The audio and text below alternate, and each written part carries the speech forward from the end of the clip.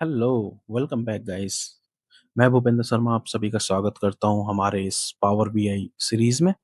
सो आज है हमारा day 4। Day 4 learning power BI. ठीक है। तो जैसा कि हमने अपने पिछले 3 दिन के अंदर क्या क्या सीखा, मैं एक बार थोड़ा रिकैप कर देता हूँ।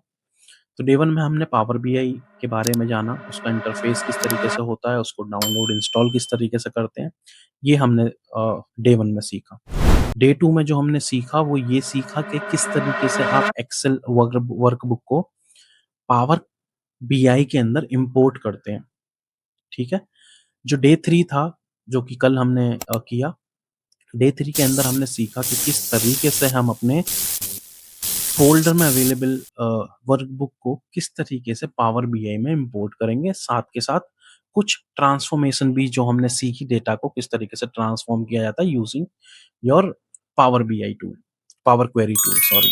सो वो हमने अपने पिछले 3 दिनों के अंदर सीखा है।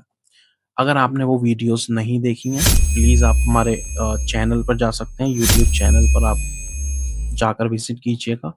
डे 1 से स्टार्ट कीजिएगा, क्योंकि अभी अगर आप डे 4 से अगर आप वीडियो देखना स्टार्ट करें, तो बहुत सी चीज़ें जो आपको समझ नहीं आएँगी, ठीक है? तो ये इसी तरीके से है कि कोई एक सीरीज़ है जिसके आपने कुछ एपिसोड मिस कर दिए हैं और आप बीच से देख रहे हैं, तो उसमें पता ही नहीं लगेगा कि क्या हुआ, क्या नहीं हुआ। ओके? सो मेक श्योर आप डे 1 से ही इस जर्नी को स्टार्ट करें और डे 30 तक जाएँ, तभी आपको चीज़ें समझ आएँगी। ठीक है? तो ये था हमारा पिछला 3 दिन का रिकैप जो हमने सीखा।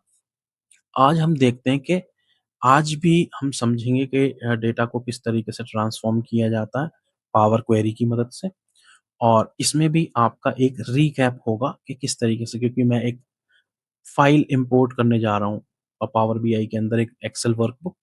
ठीक है? वहाँ से आपको पता लगेगा कि किस तरीके से इम्पोर्ट करते हैं और जो पावर क्वेरी है, उसको यूज़ करके किस तरीके से डेटा को ट्रांसफ़ॉर्म किया जाता है। जैसा कि डे 2 में हमने सीखा कि हमारी जो वीडियो जो थी, वो उसी से रिलेटेड ही थी, वर्कबुक में किस तरीके से डेटा को अंडरस्टैंडिंग करनी है और डेटा को इम्पोर्ट करना है, ठीक है? तो हम चलते हैं, डेटा को इम्पोर्ट करते हैं। तो मेरा यहाँ पर एक रेस्टोरेंट डेटा है, यहाँ से मैं ऑर्डर डेटा लेने जा रहा हूँ, ठीक है? ऑर्डर डेटा मैं जैसे ही लेने जा रहा हूँ, साथ के साथ हम ये भी सीखेंगे कि कल जो हमने वीडियो देखी थी, उसके अंदर हमने जो फ़ाइल इम्पोर्ट की थी एक फ़ोल्डर से, वो थी जनवरी से लेकर और मई तक, ठीक है?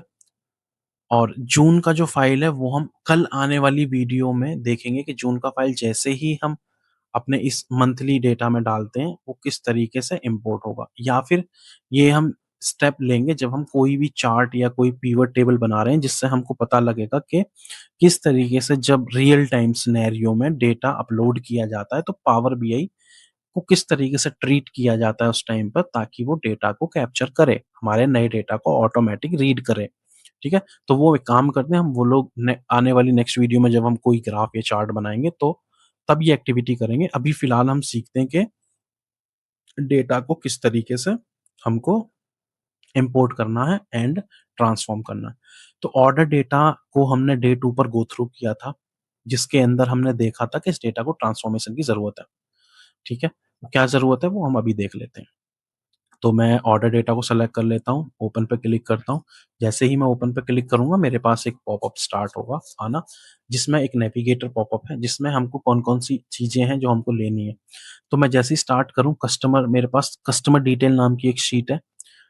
इस वर्कबुक के अंदर फूड डिटेल्स के नाम से एक शीट है और एक है रेस्टोरेंट डिटेल्स के नाम से, ठीक है?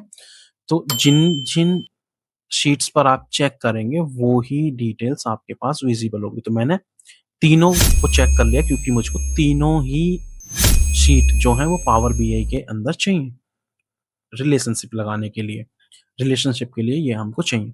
तो हम ठीक है, रेस्टोरेंट डिटेल से चेक करते हैं। तो रेस्टोरेंट कोड है मेरे पास, रेस्टोरेंट नेम है मेरे पास, रेस्टोरेंट टाइप है, तो इसमें कोई प्रॉब्लम नहीं है। ये हमने अपनी पुरानी वीडियोज़ में भी देखा। फूड डिटेल्स पे जब मैं जाता हूँ, तो इसमें भी हमने कोई एरर फाउंड नहीं किया, तो इसमें भी ट्रांसफ़ॉर्मेशन की ज़रूरत नहीं है। तो जो मेन हमारे पास है, जिसके अंदर मुझको ट्रांसफ़ॉर्मेशन की ज़रूरत है, वो है मेरा कस्टमर डिटेल। और वो क्यों ट्रांसफ़ॉर्मेशन की ज़रूरत है? वो ट्रांसफ़ॉर्मेशन की ज़रूरत इसलिए है क्योंकि इसमें जो मेंबर टाइप है इसके अंदर जी है और एक शॉर्ट फॉर्म है गोल्ड की जी और एक प्रॉपर गोल्ड लिखा हुआ है, ठीक है? Same with regular. तो कुछ कस्टमर्स का रेगुलर फुल कोड डला हुआ है और कुछ का आर डला हुआ है। तो हम इसको लोड नहीं करेंगे, हमको ट्रांसफ़ॉर्म करना है। तो ट्रांसफ़ॉर्म पे जैसे ही क्लिक करेंगे, जब हम डेटा को ट्रांसफ़ॉर्म करते हैं, वो हमको लेकर जाता है एक पावर क्वेरी मोड के अंदर, ठीक है? तो यहाँ पर हम देखते हैं कि किस तरीके से हमको क्या मॉडिफ़ाई करना है। जैसा मैंने अपने प्रीवियस वीडियो में बताया था कि ये हमारी क्वेरीज़ है। तो हमको जाना है कस्टमर डिटेल वाली क्वेरी के अंदर। अभी आप देखोगे मेरा यहाँ पर जो डेटा है, वो कोई एरर नहीं दे रहा है, ठीक है? बट हम जानते हैं इसके अंदर ट्रांसफ़ॉर्मेशन की ज़रूरत है। ये एक एरर नहीं है क्योंकि एरर जो देगा वैल्यू वो देगा जहाँ पर एसएनए एरर या कोई भी अच्छी चीज़ या एम्प्टी का जो एरर देगा परसेंटेज देगा वो देगा जब डेटा ब्लैंक हो। यहाँ पर ना ही ब्लैंक है ना ही एरर है। इसीलिए ये एक बहुत ही ज़रूरी स्टेप है कि डेटा अंडरस्टैंडिंग होना। जभी भी आप कोई भी पावर बीआई प्रोजेक्ट पे काम कर रहे हो तो मेक श्योर हम डेटा को एक बार देखें, उसकी अंडरस्टैंडिंग लें, उसके हिसाब से अपने एक्शंस को फिगर आउट करना है कि किस तरीके से। तो यहाँ पर हम समझते हैं कि इसको करना क्या है। तो इसके लिए हमको इस जी को गोल्ड में रिप्लेस करना है। ये हम एक्सेल में भी कर सकते थे, बट वो हमने क्यों नहीं किया, क्यों हम पावर क्वेरी में ही ये स्टेप करने जा रहे हैं, उसका रीज़न है कि कल के दिन अगर मेरा डेटा कस्टमर डेटा मेरा बढ़ता है और सेम एंट्री के साथ बढ़ता है, कुछ का गोल्ड की जगह जी और कुछ का रेगुलर की जगह आर अगर होता है, सो इन दैट केस वो हमको बार-बार एक्सेल में करना होगा। बट यहाँ क्या है, यहाँ पर अगर हम एक स्टेप ये अप्लाई कर देते हैं, तो नेक्स्ट टाइम अगर कोई भी एंट्री ऐसी होती है, so that will be done automatically, okay? Because that step is recorded here, okay? So same चीज़ हम क्या करेंगे, यहाँ से आपको इस पर राइट क्लिक करना है और राइट क्लिक करने के बाद आप रिप्लेस वैल्यूज़ पर क्लिक करेंगे तो वहाँ से कर सकते हैं। दूसरा जो है इसका वो मैं आपको बता देता हूँ, वो किस तरीके से करते हैं। सो दूसरा जो स्टेप है हमारा वो ये है कि जो भी हमको रिप्लेस करनी है वैल्यू, आप होम पर जाएँ, होम पर जाने के बाद ट्रांसफॉर्म जो हमारा ग्रुप है उसके अंदर आपको मिलेगा रिप्लेस वैल्यू। जैसे ही यहाँ पर आप क्लिक करेंगे, तो एक पॉपअप स्टार्ट होगा, ठीक है? क्या करता है वो पॉपअप, हम ये समझते हैं। तो इसमें लिखा हुआ है वैल्यू टू फाइंड और रिप्लेस विद। तो हमको पता है कि हमको जी को गोल्ड में करना है, तो हम क्या करेंगे वैल्यू टू फाइंड जहाँ पर जाएगा, वो जाएगा जो हमको रिप्लेस करना है और वो जी को रिप्लेस किसके साथ करना है? वो जी को रिप्लेस करना है गोल्ड के साथ। अब एक चीज़ का हमको ध्यान रखना है, हम डायरेक्ट ओके हिट नहीं करेंगे। क्यों? वो मैं आपको बताता हूँ। अगर हमने डायरेक्ट ओके प्रेस किया तो होगा क्या? जो ये प्रीवियस गोल्ड लिखा हुआ है, ये उसके जी को भी गोल्ड कर देगा, ठीक है? तो देख लेते हैं एक बार, फिर हम उसको अंडू कर देंगे स्टेप को। अभी क्या हुआ, जैसे ही मैंने ये रिप्लेस किया, इसने गोल्ड को कर दिया, जहाँ जी था वहाँ गोल्ड हो गया, बट जहाँ गोल्ड था उसको उसके जी को गोल्ड और बाकी का ओल्ड, तो ये क्लब हो गया। तो मेक श्योर ये गलती हमको नहीं करनी है। तो हम क्या करेंगे, राइट क्लिक किया, रिप्लेस वैल्यूज़ पर हम जाएँगे, यहाँ पर लिखेंगे जी और यहाँ पर लिख देंगे हम जो वैल्यू हमको रिप्लेस करनी है गोल्ड, जी को हमको गोल्ड के साथ करना। अब हम एडवांस ऑप्शंस जो है इसको एक्सपेंड करेंगे। एक्सपेंड करते ही हमारे पास एक ऑप्शन आएगा मैच एंटायर सेल कंटेंट्स। तो हम इस पर क्लिक करने के बाद अगर हम प्रेस करेंगे तो देखो, जो हमारा जी था गोल्ड एज़ इट इज़ रहा, उसका जी चेंज नहीं हुआ, बट जो जी था वो चेंज हो गया। सिमिलरली हम लोग रेगुलर के साथ करेंगे, तो मैं यहाँ जाऊँगा और रिप्लेस वैल्यू पे क्लिक करूँगा और यहाँ पर लिखूँगा आर और आर को मुझे चेंज करना है REGULAR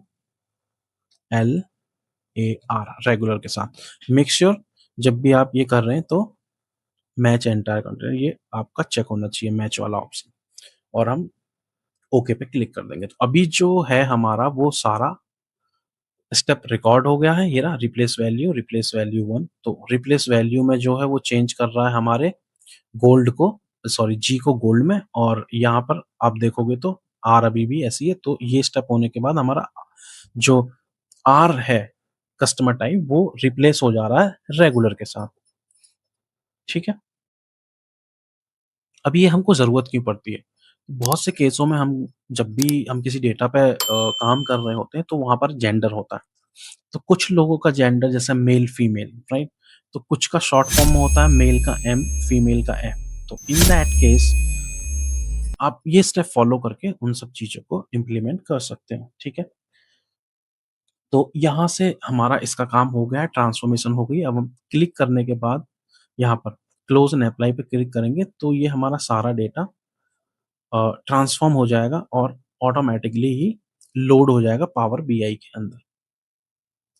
ओके, सो अगर आप देखोगे तो जो मेरा मंथली डेटा था, वो मंथली डेटा था मेरा जो मैंने फ़ोल्डर से इम्पोर्ट किया है और जो ये मेरी 3 अलग files I mean data set हैं, ये आ रहे हैं हमारे ऑर्डर जो हमारा ऑर्डर डेटा था, ठीक है?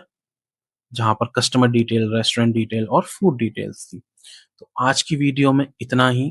नेक्स्ट वीडियो में हम देखेंगे कि किस तरीके से हम जो पावर बीआई के अंदर मॉडल व्यू है, यहाँ पर हम किस तरीके से इनके बीच रिलेशन क्रिएट करेंगे, ठीक है? तो ये हमारा रिपोर्ट व्यू हो गया। अब जैसे ही हमारे पास टेबल अपलोड हो गई हैं, तो आप देखोगे टेबल व्यू के अंदर भी मेरा डेटा शो होना स्टार्ट हो गया। तो टेबल व्यू पर जाकर जैसा कि मैंने डे 1 पर एक्सप्लेन किया था, ठीक है? ये हमारा रिपोर्ट व्यू डिफ़ॉल्ट, ये हमारा टेबल व्यू। तो यहाँ पर आप जिस भी डेटा टेबल पर आप क्लिक करेंगे, वो ही डे उसके अंदर विज़िबल हो जाएगी। तो ये 2 भी हम सीख चुके हैं। नेक्स्ट जो हमारा कल का वीडियो होगा, जो डे 5 होगा, उसमें हम सीखेंगे किस तरीके से डेटा की मॉडलिंग होती है और किस तरीके से रिलेशनशिप बिल्ड किए जाते हैं, तो जो कि इस मॉडल व्यू के अंदर होगा, ओके? तो आज की वीडियो में इतना ही।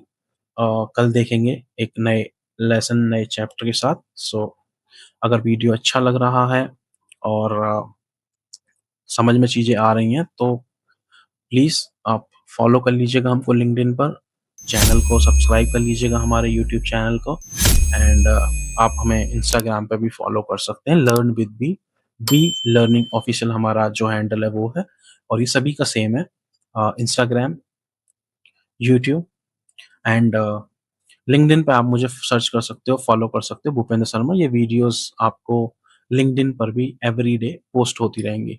Okay, thank you so much, take care, मिलते हैं नई वीडियो में।